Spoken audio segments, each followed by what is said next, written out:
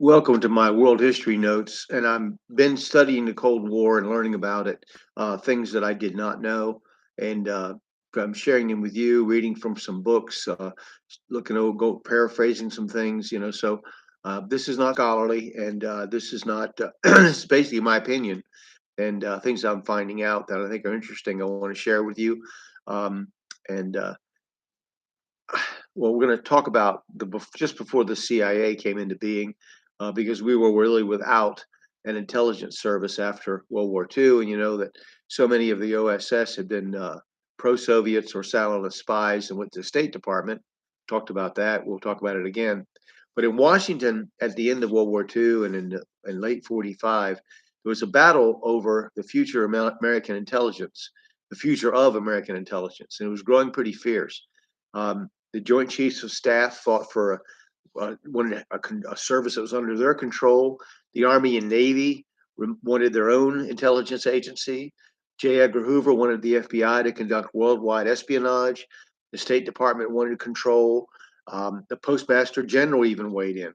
And then one of them, Magruder, I talked about before, General Magruder, he said, a quote I got from in Legacy of Ashes from him. Clandestine intelligence operations involve a constant breaking of all the rules, he wrote.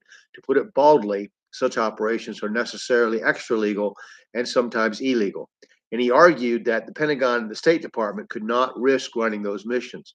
So the idea was to have a new clandestine service that could be, do the dirty work.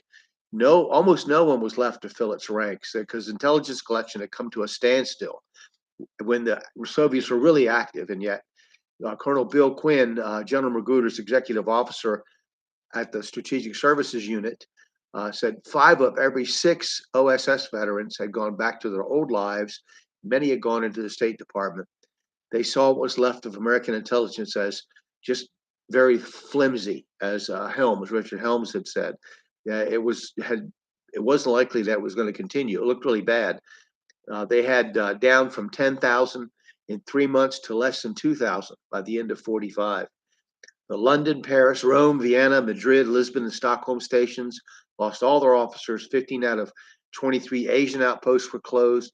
On the fourth anniversary of Pearl Harbor, that Allen Dulles, believing that Truman had run American intelligence off the rails, returned to his desk at his law firm, where his brother John Foster Dulles was a partner.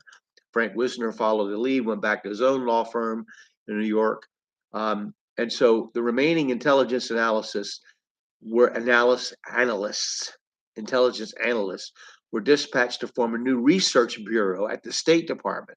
They were treated like displaced persons. Um, One of them wrote that it was a very sad time in his life. His name was Sherman Kent. He was later a founding father of the CIA's Directorate of Intelligence. The most talented people left and went back to their universities and newspapers, and no replacements appeared. There would be no coherent intelligence reporting in the American government for many years to come. Now, President Truman had relied on his budget director, Harold Smith, to oversee the orderly dismantling of the American war machine. But now demobilization was turning into disintegration.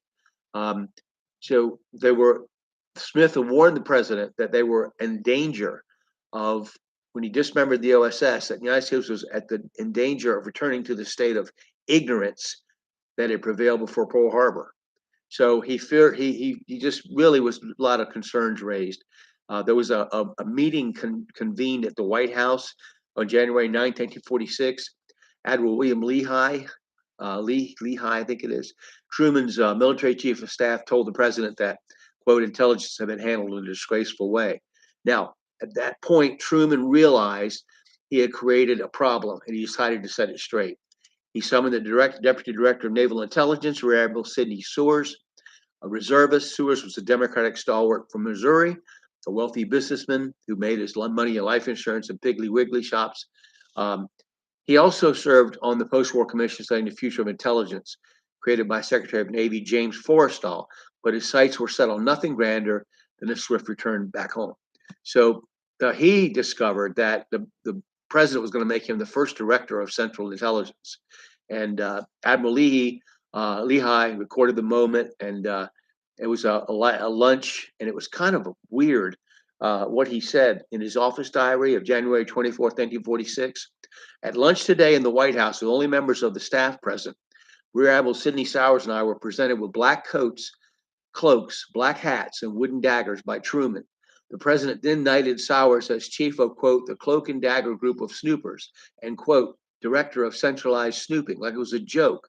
This vaudeville act placed a flabbergasted reservist in command of a very misbegotten and short-lived organization called the Central Intelligence Group.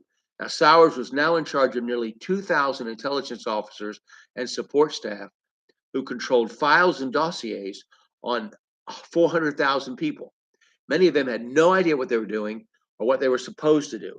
Someone asked Sowers after his swearing in what he wanted to do. He said, I want to go home. So, like every director of the Central Intelligence who followed him, he was given great responsibility without equivalent authority. He had no direction from the White House. The trouble was that no one really knew what the president wanted, least of all the president himself. Truman said he only needed a daily intelligence digest to keep him having to read a 2-foot stack of cables every morning. It seemed to the charter members of the Central Intelligence Group that it was the only aspect of their work he ever considered. So that's the disarray that we started out the Cold War in. That is the total mess that this country started out with the Cold War, facing a formidable opponent, a wizened and experienced, just wicked, evil empire, the Soviet Union. And we'll continue this later at a later time about the CIA's formation. I hope that this will encourage you to do some reading and come to your own conclusions. And you probably disagree with me, maybe, but I think it's amazing. My point I want to make is that we started out the Cold War totally confused, without focus, just not knowing what we were doing, and facing a great formidable enemy who had already infiltrated our government. So was pulling at the reins inside and was threatening outside, and we were totally incapable of doing anything to prevent what they were doing at that time. So just hope you'll consider that, and hope to talk to you again soon.